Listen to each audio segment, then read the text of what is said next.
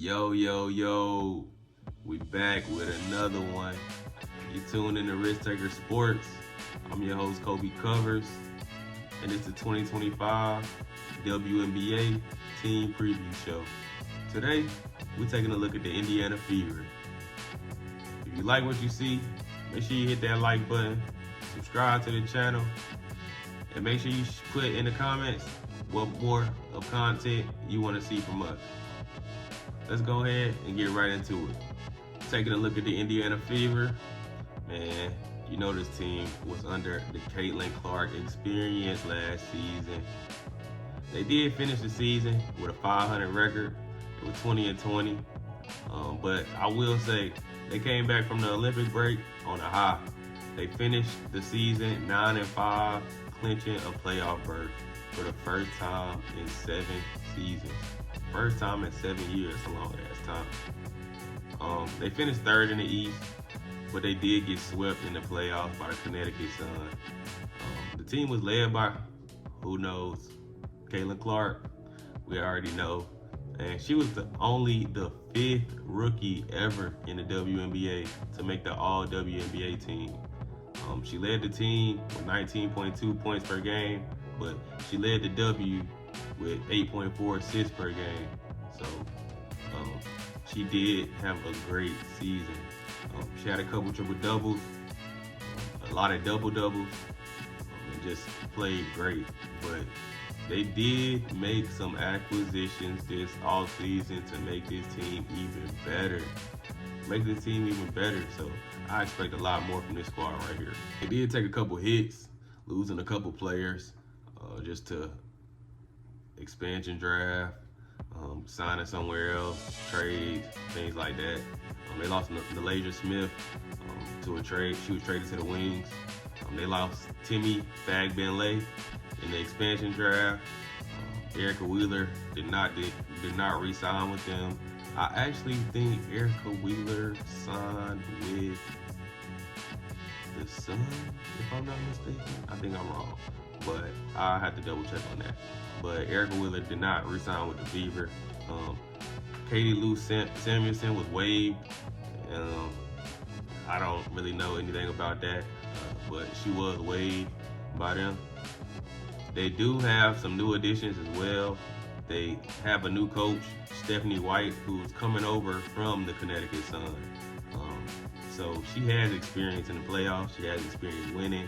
She has experience with some success.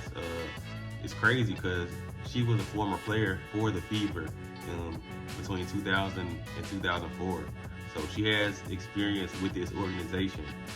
She was on the staff as an assistant when the Fever won the WNBA championship in 2012. And this is her second stint as head coach for the Fever, as she was the head coach the 2015 and 2016. And she was just recently the former WNBA Coach of the Year with the Sun. So I expect a lot from this coaching staff to impact this team very, very quickly. They do have new front office management, a new GM, Amber Cox. So they did try to revamp the whole front office as well as the team as well. When we look at the team, Sophie Cunningham came over during the draft from the Mercury. Jaylen Brown came from the Wings. They got Dewana Bonner, Sydney Colson, Natasha Howard, and Brianna Turner all on one-year deals. So they brought in some players that can really impact this team very, very quickly. So I expect them to do that very, very quickly. And they were able to get some solid draft picks as well. The Fever didn't have a first-round pick. They gave that up during the trade when they got Sophie Cunningham and Jaylen Brown. So they gave that first-round pick up, but did get a solid piece in the second round. Michaela Timpson from Fayetteville State with the 19th pick. She averaged a double-double. She was the 4th leading shot blocker this past season. And she should definitely bring some rim protection on this team. So I think that'll help Aaliyah Boston down there in the post. They also picked up Bree Hall with the 20th pick. She's a great defender, can guard the perimeter, and she fixes the defensive gap in Indiana. Before the draft, I was thinking, like, where are they going to fill the defensive gaps? Because I don't see any defense or anybody stopping anybody with this roster. And I think they fixed that by picking up these 2 draft picks here in this draft, as well as the next draft pick I'll talk about as well. Wnba from Gonzaga. She was Gonzaga's all-time leading scorer. She was the player of the year in the conference. Not this past season, but the year before last. And she just gives them more depth in the post. She can shoot the mid-range shot, so she has to keep the defense honest. But the issue is she's just a smaller power forward for the WNBA, so we got to see how that plays out. But I think she should have some slight success with some learning, and sitting behind Aaliyah Boston is not a bad spot to be at. It's not a bad person to learn from. It's gonna be tough for her to guard the bigger power forwards in the WNBA, but like I said, she got leaders and vets on this roster that will be able to put her in great position to be successful on this team. We take a look at the key players on this roster now. It kind of goes unsaid, but we know Caitlin Clark is on the top of that list. Caitlin Clark is one of them ones, I'm gonna just say that. I think she now has more help around her, so she doesn't have to do as much as she thinks she has to do. And my thing is she easily scoutable now? She has a ton of film on her now. Do coaches know how to guard her now? That's my big thing to watch out for with this Indiana Fever team. Do they know how to guard her now? But then you have another player in Kelsey Mitchell who can also knock down a 3-point shot. She can get to the rim. She can handle the ball, which I think is going to just make it even easier for Caitlin Clark. I think it helped her last year, and it'll continue to help her this year, and they just continue to play well off each other. Aaliyah Boston as well. She did extend her contract with the Indiana Fever. She's just gonna have to continue to improve in the post and continue to play big and play hard. She's got to continue to. She's a vet now, so she has to be a leader on this team, and she has to help the young guys get up to speed so she can rest, and they can get those young guys in there, and they can be a solid team. They also have Wnba now, which I also think will help Aaliyah Boston down there.